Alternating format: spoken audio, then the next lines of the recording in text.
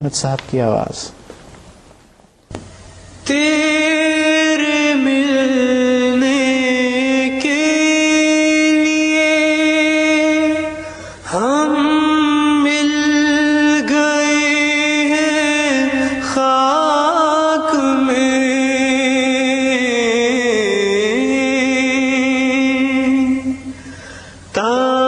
مگر درماں کچھ اس ہجر کے آزار کا،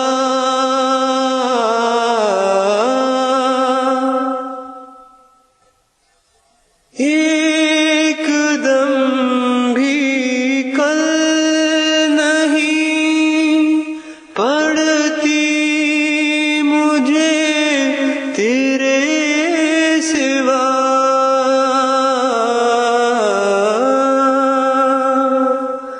جاں گھٹی جاتی ہے جیسے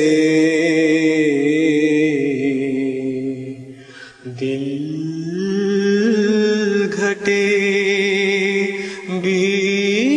بیمار کا،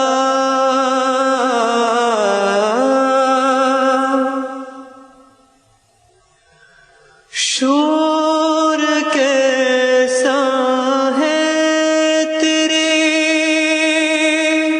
کوچے میں، لے جلدی خبر،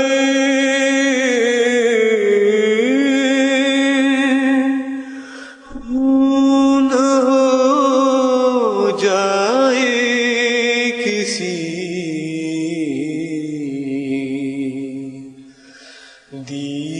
دیوانہ مجنون وار کا.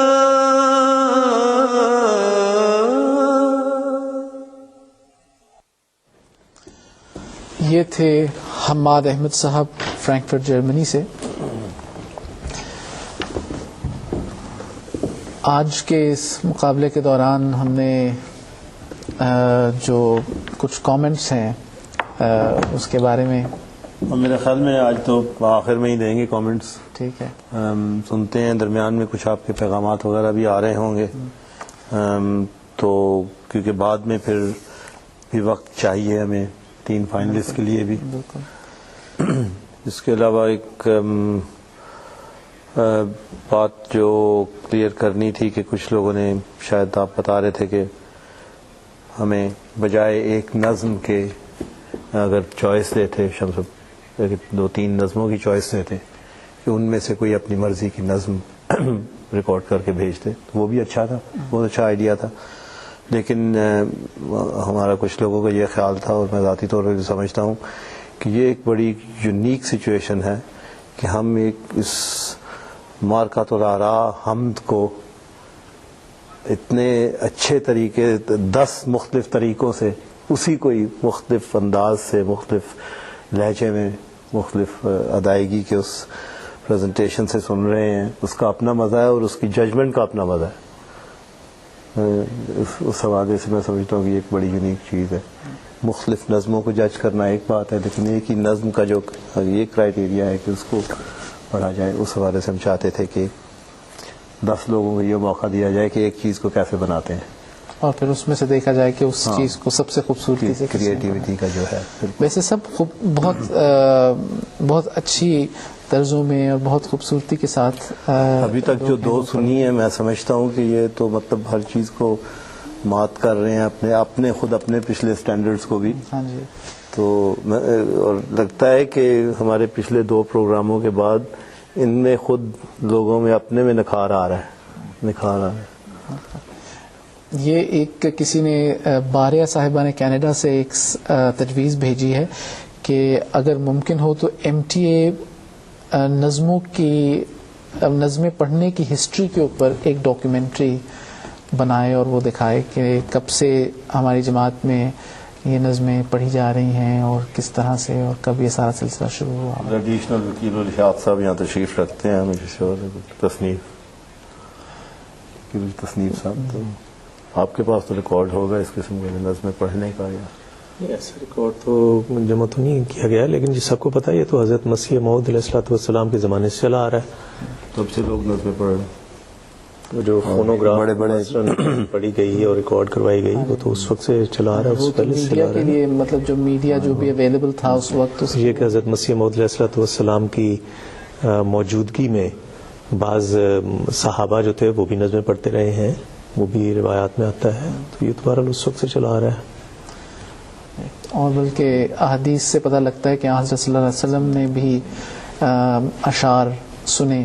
نہیں، یہ حضرت مسیح علیہ السلام کی بات کر رہے ہیں کہ وہ پہلے کی بھی. میں تو ویسے ایک تذکرہ کر رہا ہوں کہ جماعت میں بڑے بڑے تاریخی لوگ نظمیں پڑھنے والے، ثاقب زیوی صاحب، شبیر احمد صاحب وغیرہ. ان کی تجویز یہ ہے کہ اسے ایک ڈاکیومنٹری کے طور پہ بنا کے پیش کیا جائے گا. ان کو کہیں کہ کوئی اپنی تجاویز بھیجیں، کوئی اس پہ ریسرچ کریں اور وہ ہیلپ کریں ہماری. کام کریں. پھر ہی ہو سکتا ہے نا. تجویز دینی تو بڑی آسان ہوا کرتی ہے، لیکن تجویز کے ساتھ کچھ عملی رنگ میں بھی اگر مدد کی جائے تو پھر ممکن ہوا کرتا ہے کہ اس پر عمل بھی کیا جا سکے. ورنہ تجاویز تو بہت ساری ہوا کرتی ہیں، وہ تو دی جا سکتی ہیں. ہم اپنی اگلی انٹری کی طرف آتے ہیں. یہ انٹری ہے صغیر احمد صاحب کی، جن کا تعلق دبئی سے ہے. تو سنتے ہیں صغیر احمد صاحب کی آواز. کس قدر